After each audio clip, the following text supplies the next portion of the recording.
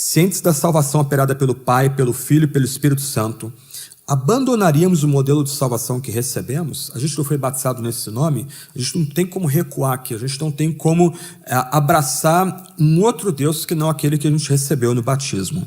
Por meio do Filho, que é um, ele, o Espírito Santo, que é um, se religa ao Pai, que também é um, e por si completa a trindade bem-aventurada, digna de todo o louvor. Basílio de Cesareia escreve esse tratado para tentar responder uma heresia chamada macedonianismo, que parece muito a crença das nossas igrejas históricas e mais tradicionais.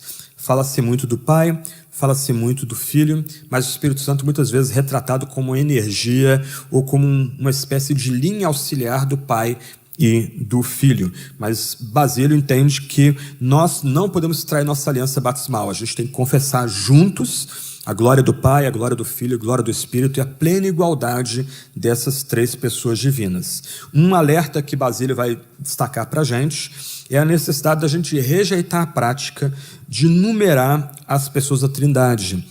Infelizmente, isso é muito comum entre nós, mesmo teólogos importantes que a gente gosta, elas tendem a numerar a deidade. Então fala-se da primeira pessoa da Trindade, da segunda pessoa da Trindade, da terceira pessoa da Trindade. Ora, onde a Bíblia usa esse tipo de linguagem para falar das pessoas da Trindade? Em lugar nenhum. Basílio, ele sacou isso no seu tratado, que o que guia esse tipo de linguagem, na verdade, é a tendência nossa de criar uma hierarquia dentro da deidade, como se houvesse superioridade, inferioridade, ou um tipo de comando entre as pessoas na eternidade. Então, Basílio vai lembrar que a gente deve rejeitar a noção de numerar as pessoas da Trindade, porque elas não se somam entre si, não há hierarquia entre elas. Não há como dividir essas pessoas, posto que não há nenhuma subordinação entre elas na Trindade. Aí ele continua dizendo, e essa citação é bem legal: se de fato subnumerais o Filho, renovais a mesma doutrina ímpia, a saber, existir desigualdade quanto à essência, haver diminuição de dignidade, ser posterior à origem. Em resumo, verificar-se-á simultaneamente uma restauração de todas as blasfêmias contra o unigênito por uma única palavra, dizer que ele é a segunda pessoa, ele é o número 2. E Basílio continua dizendo, há um só Deus Pai, um só Filho unigênito, um só Espírito Santo.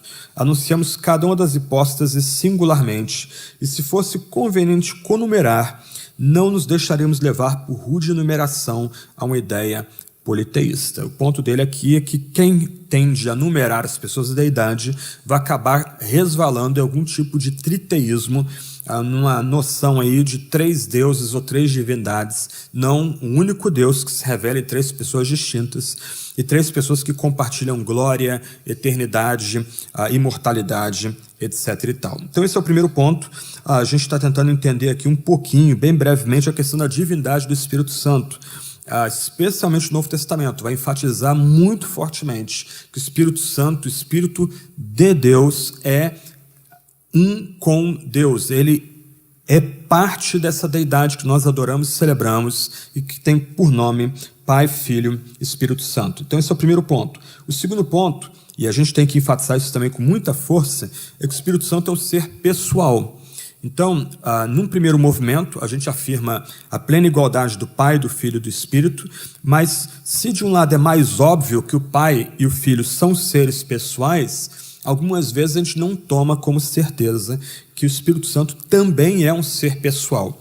O que a gente pode aprender da Sagrada Escritura sobre esse segundo tópico aqui? Um primeiro ponto importante aí é que o Espírito Santo é chamado de Parácletos.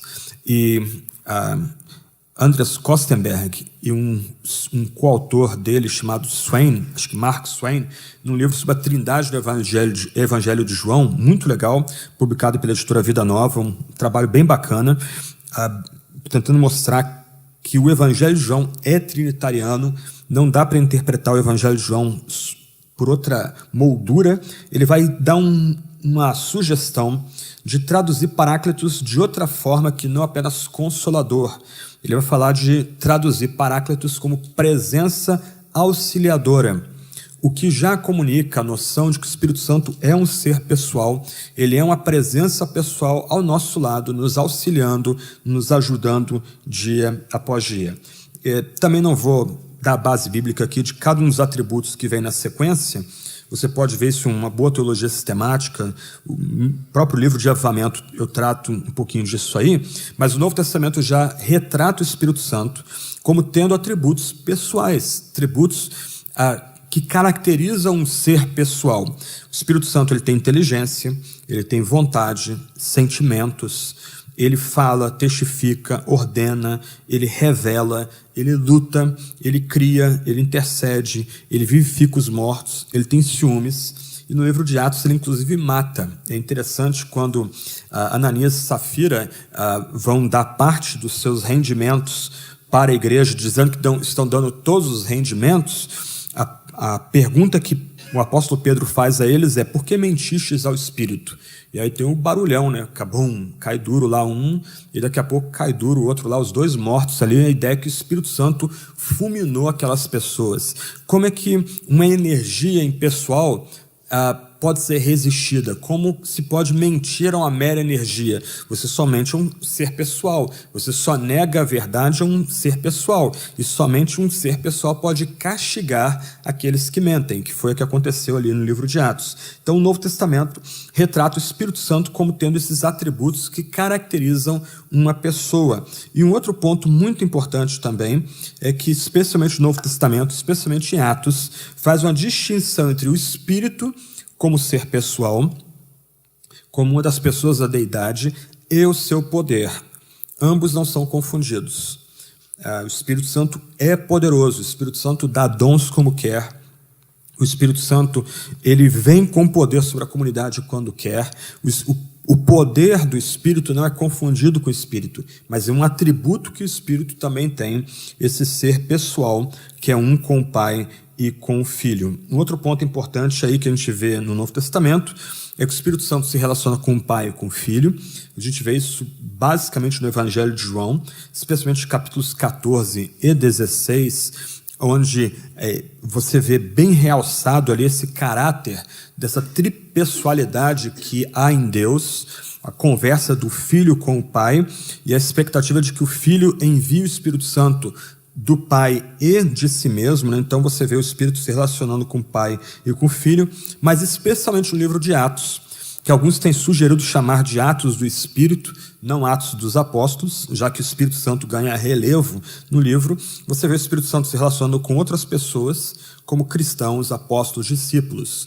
Isso fica muito evidente, por exemplo, quando a igreja de Antioquia quer separar Paulo e sua equipe para pregar aos gentios. O texto vai dizer claramente que é o Espírito Santo que escolhe quem tem que pregar e o Espírito Santo que vai guiar essa primeira equipe missionária pregando aos gentios. Então, esse é um ponto aí, o Espírito Santo se relacionando com as outras pessoas da deidade, mas o Espírito Santo se relacionando com outras pessoas, como os apóstolos e discípulos. A conclusão, então, é que o Espírito Santo é um ser pessoal, da mesma essência que o Pai e o Filho, e esses três pessoas são a única essência, o único Deus vivo e verdadeiro. E aí há que se fazer uma distinção entre a trindade imanente e a trindade econômica. Eu mencionei de passagem isso ontem. Em linguagem técnica, aí, a trindade imanente é Deus considerado em si mesmo, na sua glória eterna, na sua divindade, e a trindade econômica são as pessoas da divindade agindo na história redentiva, na nossa história. E aí entra o terceiro ponto, a relação do Espírito Santo com Jesus Cristo. Esse é um tema muito pouco pesquisado, infelizmente. Eu quero só dar duas palavras rápidas aqui sobre a relação do Espírito com Jesus para seguir adiante. Em Atos 10, 36 e 43, Pedro vai enfatizar muito fortemente o fato de que Jesus foi batizado com o poder do Espírito, ele recebeu o poder do Espírito. E o que fica evidente ali é que o Espírito de Deus habitou em Jesus e atuou com poder em Jesus em toda a sua vida. O Novo Testamento vai destacar, e nós afirmamos isso no credo, que o Espírito Santo gera de Virgem Maria Emanuel, isto é, Deus conosco, Jesus Cristo, em todo o seu ministério terreno. Pedro vai destacar em Atos 10 que Jesus fez curas, sinais e prodígios por meio do poder do Espírito Santo. Então o Espírito Santo assistiu Jesus em todo o seu ministério terreno. O Espírito Santo assistiu Jesus em sua morte na cruz. O Espírito Santo, segundo Paulo em Romanos capítulo 1, retira Jesus entre os mortos ou ressuscita Jesus dentre os mortos. Então toda a vida de Jesus Cristo foi vivida debaixo do poder do Espírito Santo. Isso ressalta ainda mais a plena igualdade entre as pessoas. Se Jesus, a partir da sua glorificação, isto é, da sua morte sangrenta no Calvário, agora é habilitado a enviar o Espírito Santo junto com o Pai, por outro lado, em todo o seu ministério terreno, Jesus depende do poder do Espírito Santo. Ele precisa do poder do Espírito Santo para desempenhar seu ministério terreno.